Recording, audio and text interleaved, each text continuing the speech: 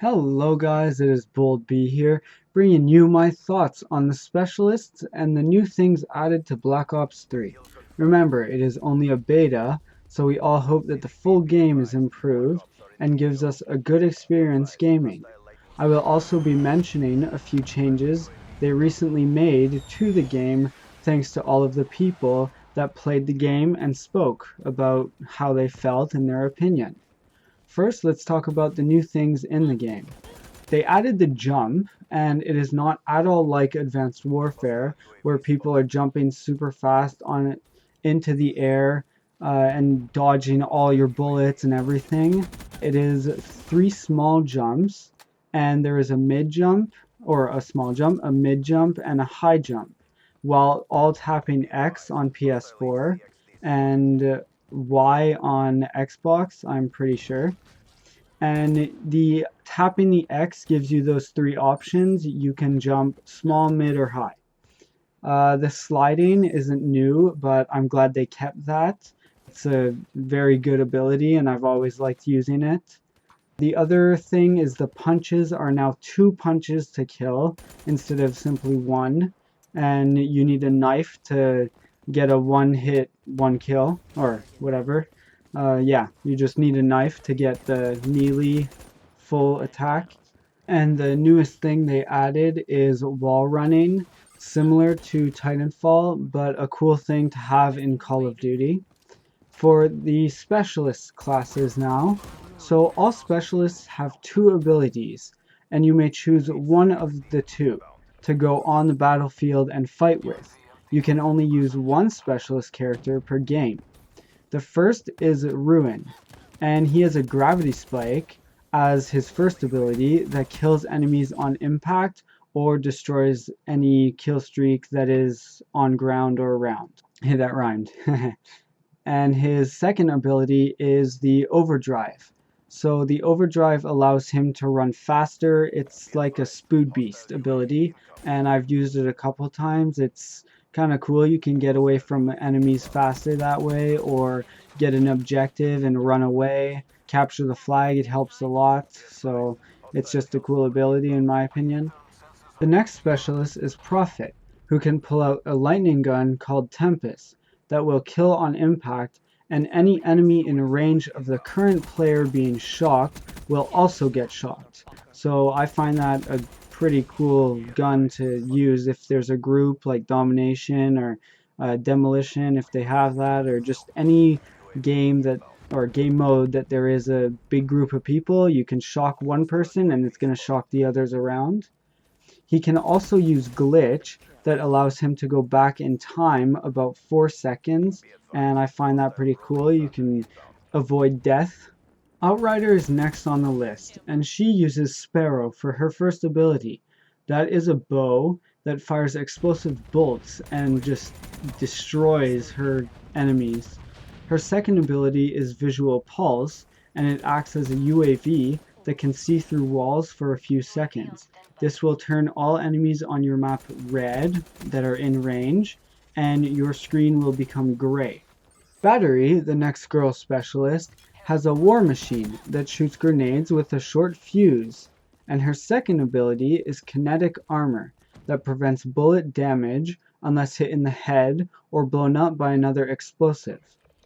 Seraph has the one-hit wonder, as I say. It is called the Annihilator, and it's a one-shot from anywhere on the map. She can also use Combat Focus that allows her to get more points towards her score streaks. Nomad is a specialist character that gets everyone mad when used against you, unless you know how to counter him.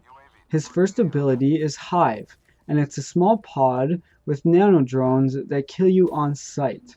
His second ability is the one you need to watch out for, because he can revive himself by injecting nanoparticles inside his arm, and it is called Rejack. Nomad's Rejack ability got nerfed. Now putting a player into Rejack counts as a kill, and the other player will get all kill credits immediately, in-game, on the scoreboard and leaderboard, and in persistent stats. Rejack now also resets all score streak progress so that it cannot be used continuously throughout a match to pad progress towards high-level score streaks. I agree with these changes. I really liked Reject though, the way he was, but I find it was too overpowered. These changes they made have been the right decision, and I think it will help everyone in the game and everyone have a fun game instead of killing a guy, not getting points, he revives himself, he jumps out of the smoke, he kills you, and you are just stuck there staring at the kill cam where he somehow just killed you out of nowhere. But well, he revived himself, but it's still a little overpowered, or it was overpowered. Now they nerfed it, so I think this nerf makes it fair. It might still get annoying, the fact that he will just revive himself and kill you, but he won't have his kill streaks and you'll get the first kill, so that's a good thing. Now for Reaper. Reaper is a drone who can use Scythe, which allows him to transform his arm into a powerful minigun, and he can also use Psychosis. I have no clue how to say that. Psychosis, whatever. And this will allow him to create 2 decoy drones that will distract your enemies, and you will be able to kill your enemy while they are trying to shoot your drone. Last but not least, Spectre. Spectre is an assassin, with his first ability being a Reaper. This acts as a very good melee attack. His second ability is Active Camo, that allows you to go invisible for about 2 or 3 seconds. Other things that got changed are the Black Hat, that hacks all your kill streaks and gets everyone frustrated, including me when I got high kill streaks and someone would just pull out the Black Hat and steal my kill streak. The new hacking mechanics scale the hacking speed based on how close you are to the target, and will require precision aim to hack score streaks. The time to hack will take longer, especially at the higher end of kill streaks.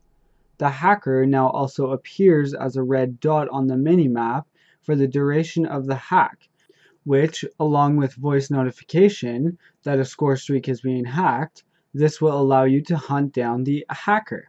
They also put a cap on how much you can flinch while ADS, aiming down sights. While you still flinch when shot, it will be within thinner constraints to keep you closer to your aim. They added a red kill marker to improve the feedback that you have downed your target.